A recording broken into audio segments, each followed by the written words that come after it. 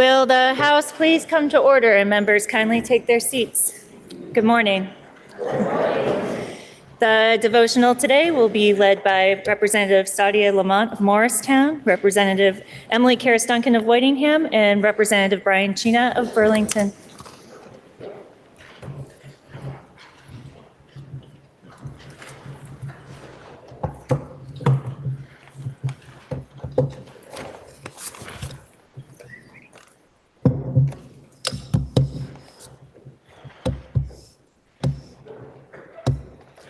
Lift every voice and sing till earth and heaven ring, ring with the harmonies of liberty. Let our rejoicing rise high as the listening skies. Let it resound loud as the rolling seas. Sing a song full of the faith that the dark past has taught us.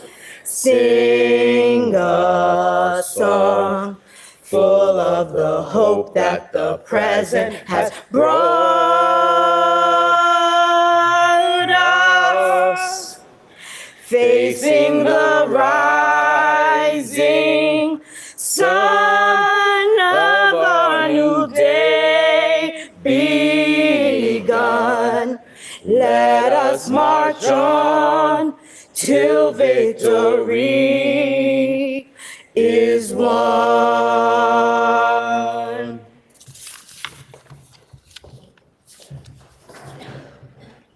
Life, something we give, something we receive. What is the most important? What is it what we achieve? Is it the victories, the histories, the legacies? Is it the tendencies, the frenemies, the normalcies that we conceive? The things that we believe to be true? If it's true for me, must it be true for you? What does it really mean? According to Google, the condition that distinguishes animals and plants from inorganic matter, including the capacity for growth, reproduction, functional activity, and continual change preceding death. According to Merriam-Webster, it's the sequence of physical and mental experiences that make up the existence of an individual and other things. When complications arise, how do we decide which lives are worth saving? Self-preservation, human conservation, what exactly is the expectation for existence? To overcome obstacles and be persistent, to give all of you with no hesitation, no resistance, the ultimate sacrifice, this thing called life. How do we determine the definition of a person? From property that was taxable to 3/5 up to the 14th Amendment, how do we calculate the value of one's existence? Do we improvise to prioritize a manufactured hierarchy? Conformity to a false sense of normalcy and assimilation? Where is the innovation, the integration, the evolution as we work to find solutions for an ever-changing society? I get excited to think about the notoriety of how far we've come, and then reality snaps me back with a sobering anxiety. I think of life, growth and continual change, We live, we give, we receive, we love, we lead, we grieve, we remain.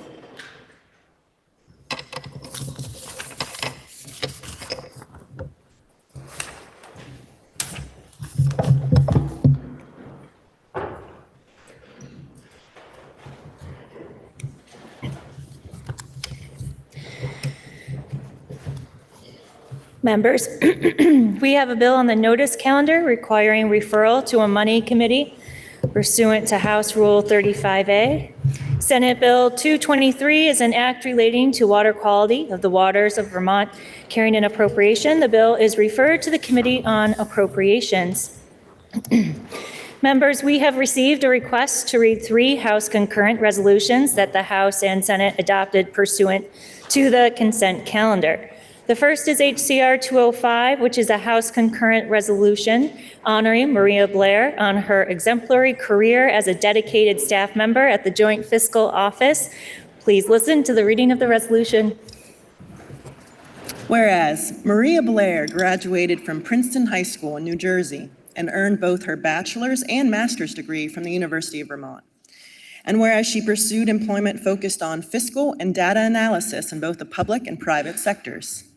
And whereas in 1986, while employed at the former Department of Employment and Training, Maria Blair accepted a position with the General Assembly's Joint Fiscal Office, starting a legislative branch career that continued for nearly 4 decades.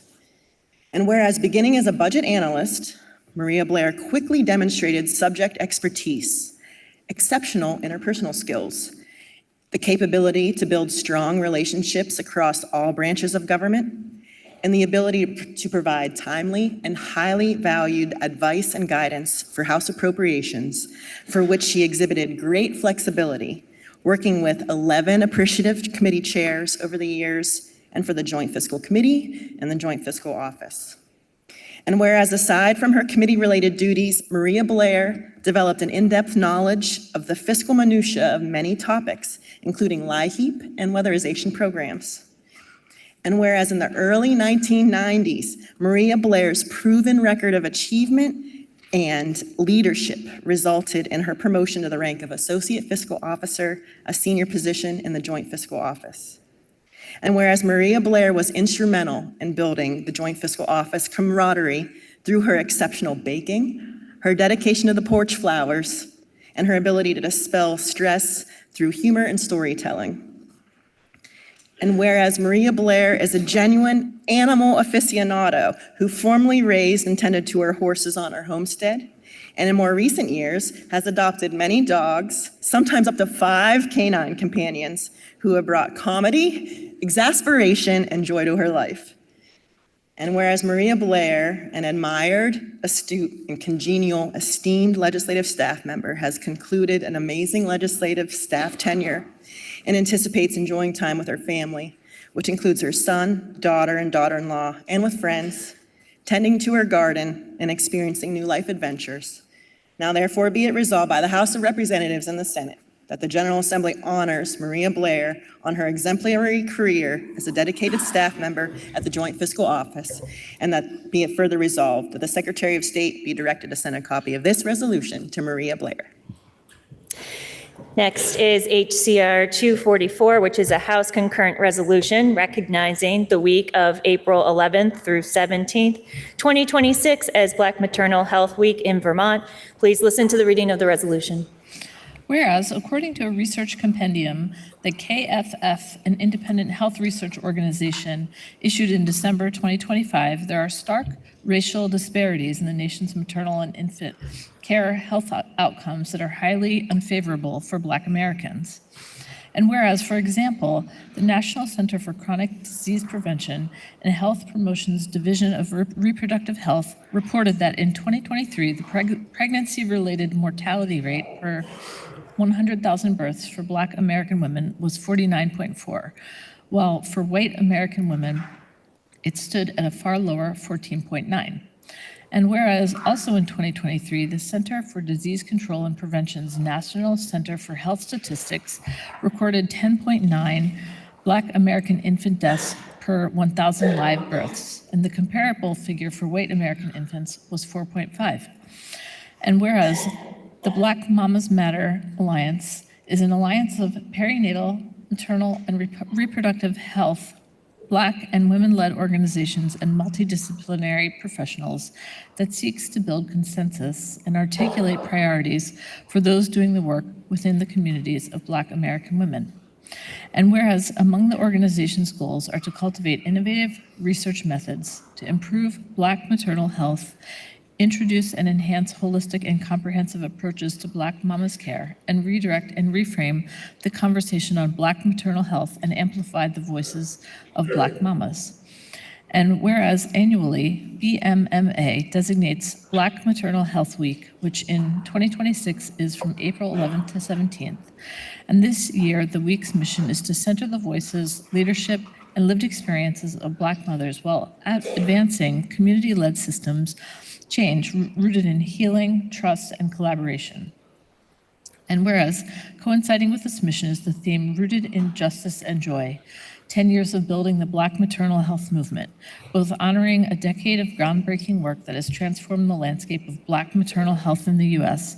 and acknowledging the persistent challenges this demand continued innovation and action. Now, therefore, be it resolved by the Senate and House of Representatives that the General Assembly recognizes the week of April 11th to 17th, 2026 as Black Maternal Health Week in Vermont. And be it further resolved that the Secretary of State be directed to send a copy of this resolution to BMMA.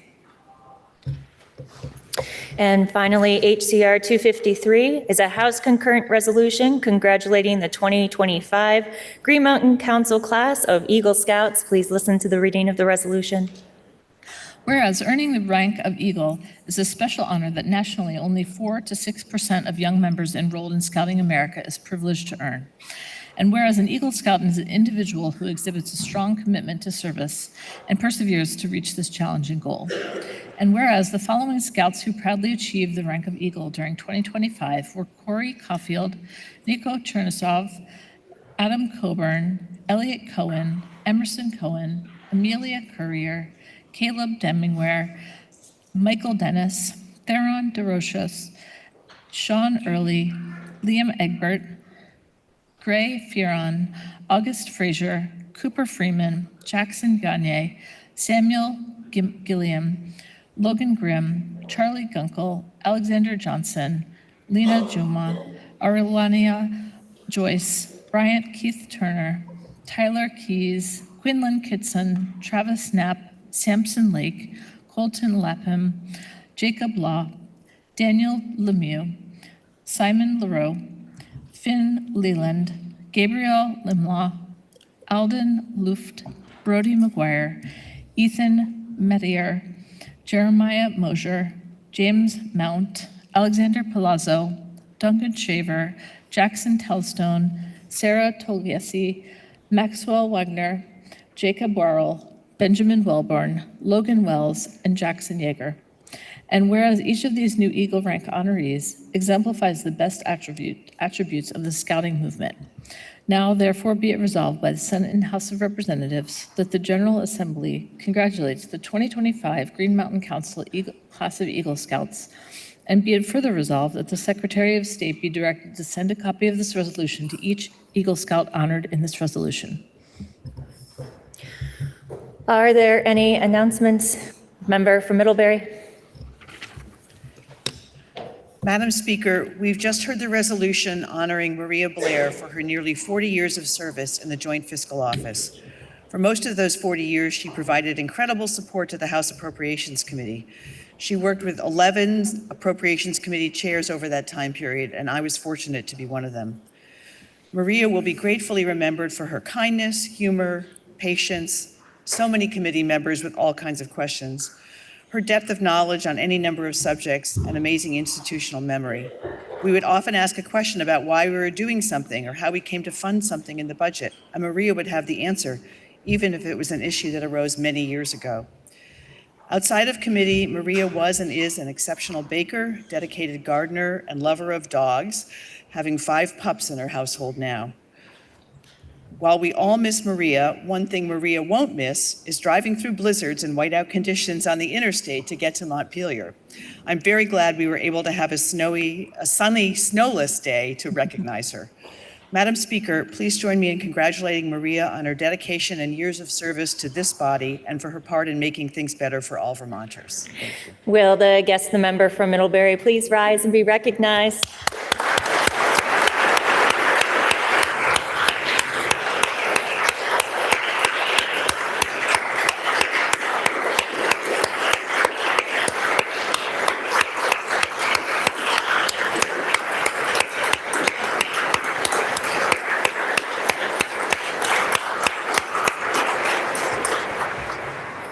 Are there any further announcements? Member from Morristown. Madam Speaker, we just heard a resolution recognizing April 11th through 17th, 2026 as Black Maternal Health Week in Vermont. This resolution is more than symbolic. It is a call to conscience, to action, and acknowledgments of hard truths. Because the truth is, in the richest nation in the world, Black mothers are still dying at alarming rates that should propel every one of us into action. In 2023, Black women in America died from pregnancy-related causes at a rate of 4.9 deaths per 100,000 births, more than 3 times the rate of white women. Black infants died at more than twice the rate of white infants. Black maternal care is about more than mothers, infants, and mortality. It is about the people who have birthing bodies, whether they give birth or not, because some challenges happen far before the childbearing age, as women of color are predisposed to other reproductive health issues such as precocious puberty, PCOS, and fibroids and endometriosis. By the age 8 or 9, 50% of Black girls are beginning to show signs of puberty, while at the same time, only 15% of white girls. This has effects on behavior, life, and outcomes. Black women are 3 times more likely to have fibroids or endometriosis. 1 in 6 women experience mistreatment by healthcare professionals during the birthing process. Most reported verbal abuse, discrimination, threats of withholding treatment, forcing unwanted treatment, and delay or refusal of care, according to the Giving Voices to Mothers study. In a national study, Black women, 67% reported race-based discrimination when seeing providers for family planning services. 80% of pregnancy-related deaths are preventable. These are not random statistics. These are not biological inevitabilities. These are outcomes of a systemic inequities shaped by bias. Systems shaped by generations of structural racism in healthcare, housing, transportation, environmental policy, and access to quality care. And let's be clear, education and income do not erase these disparities. Black women with advanced degrees still face far worse maternal outcomes than white women without a high school diploma. That means the crisis is not about individual choices. It is about systemic failure. And while Vermont often prides itself on being progressive, we are not immune. We know our state struggles with some of the deepest racial disparities in the nation in healthcare and access to outcomes. We know Black and brown Vermonters often face barriers to culturally responsive care, provider bias, and geographic isolation. We know our rural landscape can make prenatal and postpartum care harder to access. When we fail mothers, we fail families. When mothers and babies do not survive, our collective humanity is diminished. Black Maternal Health Week, established by the Black Mamas Matter Alliance, reminds us that solutions already exist. The people closest to the pain are the closest to the solution. Black-led organizations, doulas, midwives, birth workers, and advocates have long been leading with wisdom, compassion, and innovation. This year's theme, Rooted in Justice and Joy, 10 years of building Black maternal health movement, reminds us that this work is not only about survival. It is about dignity, healing, restoration, and joy. Justice means every mother deserves to be heard, believed, and every mother deserves respectful, competent, culturally responsive care. As legislators, our work cannot stop with the resolution. We must continue advancing policies that expand access to prenatal and postpartum reproductive care and continue to support midwives and doulas as we did last year, and continue to invest in community-based and culturally competent healthcare models. We must build a Vermont where every family, regardless of race, zip code, or income, can thrive. Today, we are joined online by Black Mamas Matter Alliance, and here in the House, we have guests who are Black mamas and or care for, came from, or love Black mamas, and I hope you will join me in giving them a warm welcome. They are seated in the gallery. Will the guest of the member from Morristown please rise and be recognized?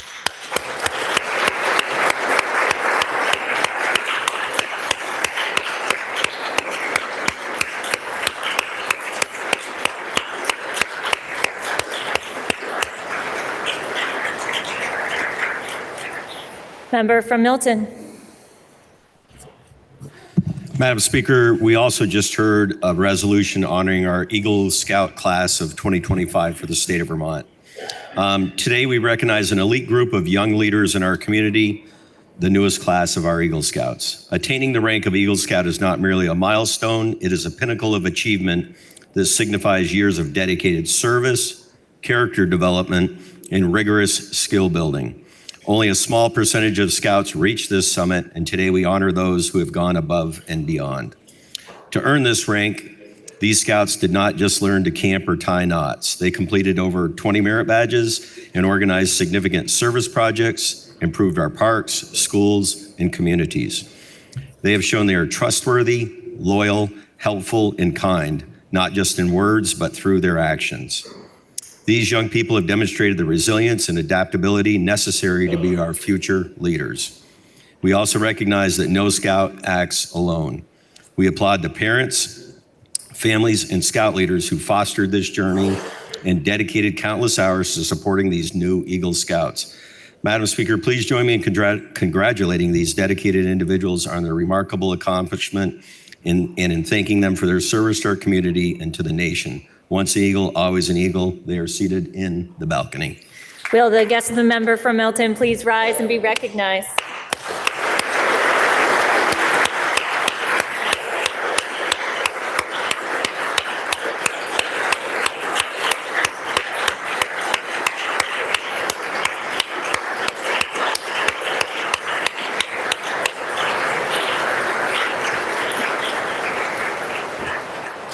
Are there any further announcements?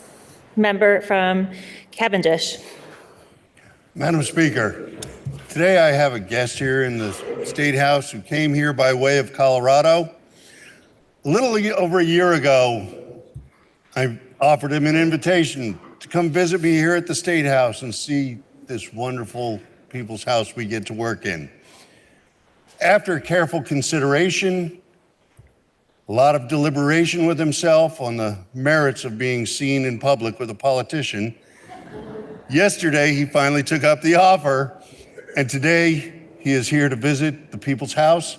Would you please help me welcome my friend Ren Daw to the People's House? Will the guest and the member from Cavendish please rise and be recognized?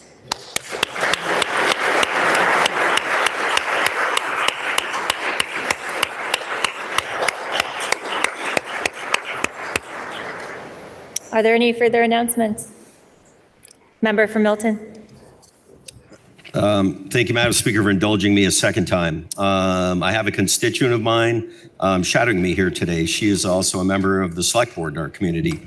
Would you please give a warm welcome to Betsy Perret? She is seated behind me in the gallery. Will the guest of the member from Milton please rise and be recognized?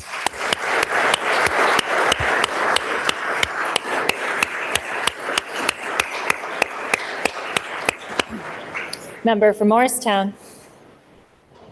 I promise I'll be brief this time, Madam Speaker. I also have another special guest with me today. I would like to introduce my legislative intern from Norwich University, Michelina Merriman. While finishing her degree, committed to making positive contributions to the state and her community through public policy. As an intern, she's been working here alongside me on Fridays, enriching her knowledge of policy, politics, and research here at the State House. Graduating this spring, she's 1 year ahead of her peers, of her high school peers, thanks to Vermont's early college program, substituting her final year of high school with a tuition-free year of college. For Michelina, participating as an intern has meant contributing to the services that the state has provided in an effort to motivate students and serve as a testimonial for the success of such programs. She has lived the vast majority of her life in Duxbury, Vermont, with intermittent periods of studying abroad and improving second language proficiency. Her specific areas of interest include bolstering social services in Vermont, encouraging long-term resident well-being, and easing housing shortages. In the future, she hopes to gain experience on the national level in DC, but will ultimately return to Vermont with the intent of serving here in the Vermont legislature. Will you please help me welcome her to the People's House? Will the guest of the member from Morristown please rise and be recognized?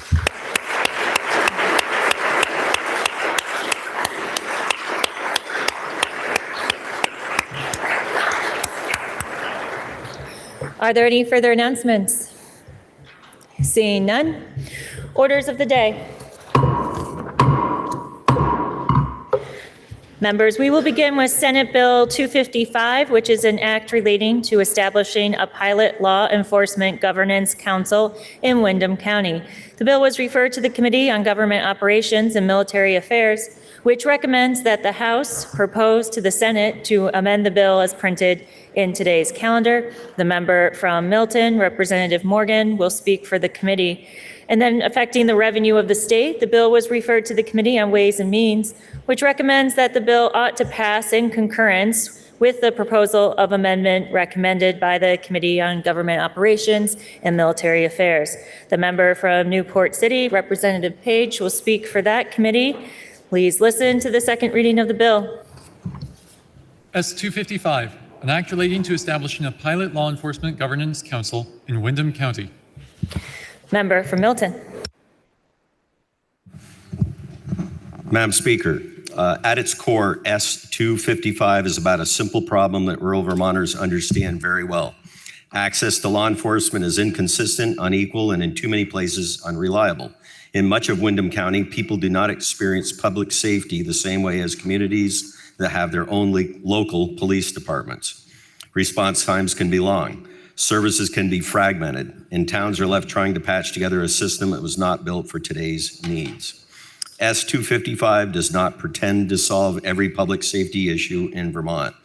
What it does is something more practical and more responsible. It creates a narrow, guarded, time-limited pilot in Windham County so we can test a better way to govern and fund regional policing policies and services. It is a legislative study in practice to answer questions posed but never exercised by our prior studies on this issue, going back as far as 1967. One of the guiding principles behind this bill has been, do not break what is already working. This bill is not a statewide mandate. It does not force participation. It does not affect towns that choose not to join. It does not interfere with communities where a system is already working. This is also not a new tax. That point matters. Towns are already paying for public safety, often through separate contracts, separate negotiations, and separate silos that create inefficiency and inequity. S-255 enables participating towns to use existing law to form an organized regional structure. It replaces a cumbersome patchwork model with one that is more transparent, more coordinated, and more democratic. Under this bill, participating towns would form a council of governments with one vote per town. The towns themselves would determine the service levels, the budget, and the expectations. The sheriff would provide services according to that framework. Non-participating towns would not pay for it and would not be drawn into it. That is what makes this proposal so Vermont. It is local control, voluntary participation, clear guardrails, and accountability that is built in from the start. And importantly, this is just a pilot. It sunsets, it reports back. It gives the legislature the chance to review what worked, what did not, and what needs to be changed before anything permanent is considered. For decades, Vermont has studied the challenge of rural public safety and regional service delivery. S255 finally gives us a chance to do more than study the problem. It gives us a chance to test a practical solution. It is about making sure Vermonters, no matter what town they live in, have fair access to public safety services. I'll do a brief walkthrough of the bill by section. Section 1 establishes definitions for the bill. Section 2 permits the Windham County Assistant Judges, Sheriff, and towns who choose to participate to establish a governing body for the purposes of this pilot project. Section 3 explains how a town in Windham County can join or leave the council, representation if a town joins the council, and services the council agrees to obtain through this model, and last, costs associated with the services. Section 4 explains the governance of the council, which includes their meeting frequency, compliance with open meeting laws, the powers and authority of the council. Section 5 establishes the budgeting authority of the council. The budget is used as a special assessment through existing mechanisms and law with the county. Towns that are not members would not pay the special assessment. The formula would be the cost of the services divided by the population of all participating towns equals the per capita rate. Each participating town pays their population multiplied by the per capita rate. Section 6 provides the relationship between the council and the Windham County Sheriff. It addresses issues where the judiciary has considered current law to be silent while continuing to use existing mechanisms and understandings of sheriffs, municipal authority, and other requirements. Section 7 requires an annual report to the House Committee on Government Operations and Military Affairs and the Senate Government Operations Committee annually. Additionally, it requires a comprehensive evaluation of the full project on or before December 31 of 2033. At the end, I will also brief you on a slight amendment our committee made to Section 7. Section 8 creates protections for towns who do not join and clearly communicates that it doesn't rescind any existing laws or expectations. Section 9 sunsets the project in 2034. Section 10 allows the county assistant judges to continue with current budgetary practices while also allowing them to collect the special separate assessment. Section 11, the bill would take effect on passage. In our committee testimony, we did make, as I alluded to earlier, one small change in draft 1.21, which amended this, or 1.2, amended this bill to add an additional report back to the bill's current reporting expectations as an opportunity to consider what progress has been made and considerations on future statutory changes may be possible in 2030. It reads, on or before September 30 of 2030, and again, or on or before December 31, 2033, the council, in consultation with the Windham County Sheriff and Windham County Assistant Judges, shall submit a comprehensive evaluation of the pilot program to the House Government on Government Operations and Military Affairs and the Senate Committee on Government Operations, including 1, an assessment of cost effectiveness compared to alternative service delivery models, 2, an analysis of service quality improvements, 3, an evaluation of the governance model's effectiveness. 4, recommendations regarding continuation, modification, or expansion of the program. And 5, a proposed framework for statewide replication if warranted. In going through the bill, we took testimony from the following: Legislative Counsel, Office of Legislative Counsel, the bill sponsor, Jeanette White, former Senator, Windham County, Assistant Judges from Windham County, State Court Administrator, Vermont Judiciary, Orleans County Sheriff and member of the Vermont Sheriff's Association, Roger Marcoux, Lamoille County Sheriff and member of the Vermont Sheriff's Association, the Sheriff from Windham County, and who is also past president of the Vermont Sheriff's Association. the police chief from Brattleboro Police Department, the criminal division commander of the Vermont State Police, legislative, policy, and records attorney, Department of State's attorneys and sheriffs, and last, director of intergovernmental affairs, Vermont League of Cities and Towns. Your House on Committee on Government Operations and Military Affairs voted on this bill with a vote of 9-0-1, and we ask for the body's support. And now speaking for the Committee on Ways and Means, member from Newport City. Madam Speaker, we've just heard a description of S-255 along with the proposal of amendment. Your Ways and Means examined S-255 and determined that there is no fiscal impact to the state's revenue. Ways and Means did take testimony from the following: the Office of Legislative Counsel, Joint Fiscal Office, the Sheriff of Windham County, former Senator from Windham County, and the Vermont League of Cities and Towns. Your Ways and Means Committee found S-255 favorable in a 10-0-1 vote and requests members of the body also support the bill. The question is, shall the House propose to the Senate to amend the bill as recommended by the Committee on Government Operations and Military Affairs? Are you ready for the question? If so, all those in favor, please say aye. Aye. All those opposed, please say nay. The ayes appear to have it. The ayes do have it, and you have proposed to the Senate to amend the bill. Now the question is, shall the bill be read a third time? Are you ready for that question? If so, all those in favor, please say aye. Aye. All those opposed, please say nay. The ayes appear to have it. The ayes do have it, and third reading is ordered.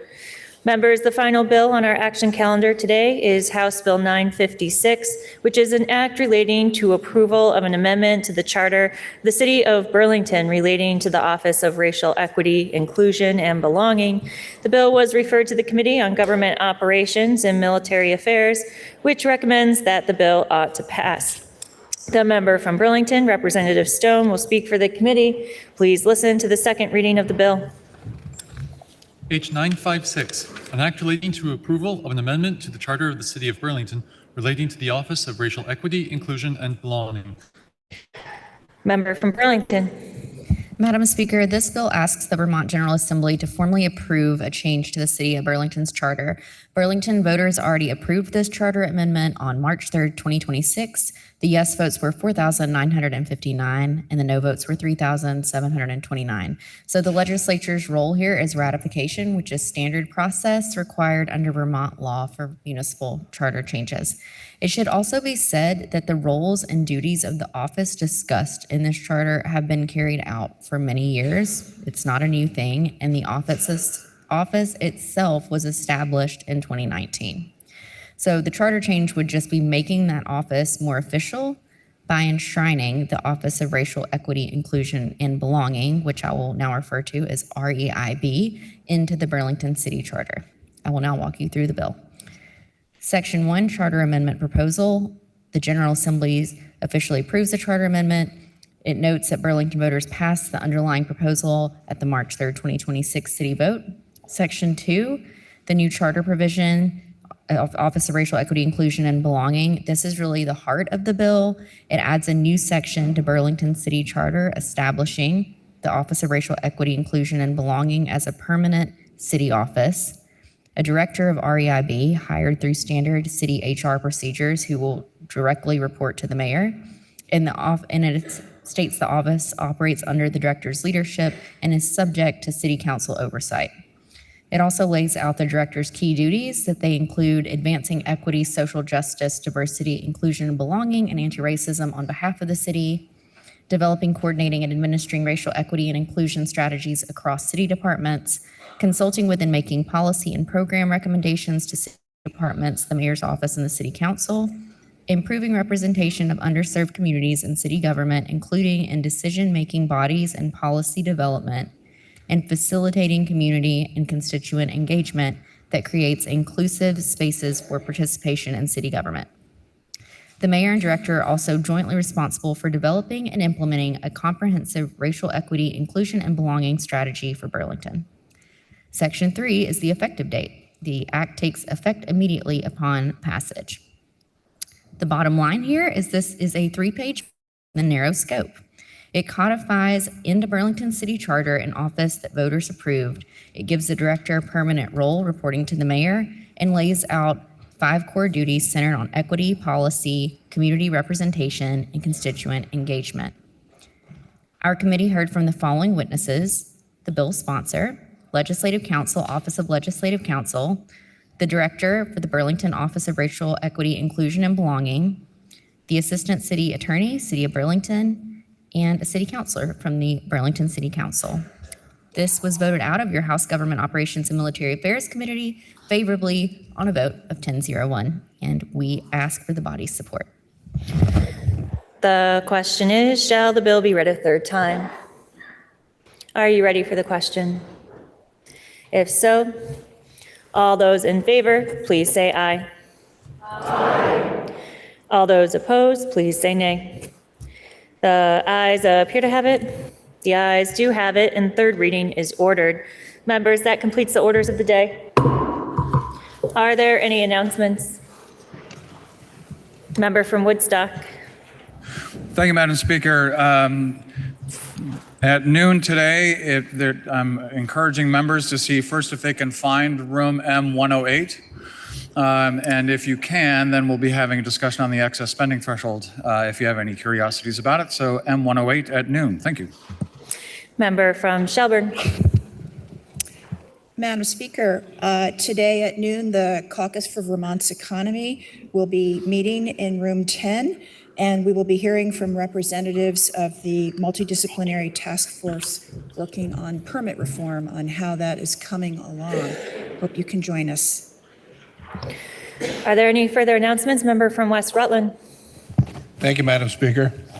Madam Speaker, Pam Harris has won the 2026 Survivor Activist Award at the upcoming 2026 National Crime Victims' Rights Week award ceremony. And for those that don't remember, Pam was the advocate for her mother, Roberta, who was the catalyst for the abuse of a corpse bill. And the ceremony today at 1:30 over at the Capitol Plaza. Are there any further announcements? Members, earlier today, the Committee on Ways and Means reported favorable with amendment on Senate Bill 327, which is an act relating to economic development. Carrying an appropriation, the bill is referred to the Committee on Appropriations pursuant to House Rule 35A, pending its entry on the notice calendar. Are there any further announcements? Seeing none, member from Poultney, can you please offer us a motion to adjourn until Tuesday, April 28th at 10 a.m.? Madam Speaker, I make a motion this body stand in adjournment until Tuesday, April 28th, 2026 at 10 a.m. You have heard the motion. Are you ready for the question? If so, all those in favor, please say aye. Aye. All those opposed, please say nay. The ayes appear to have it. The ayes do have it, and this body stands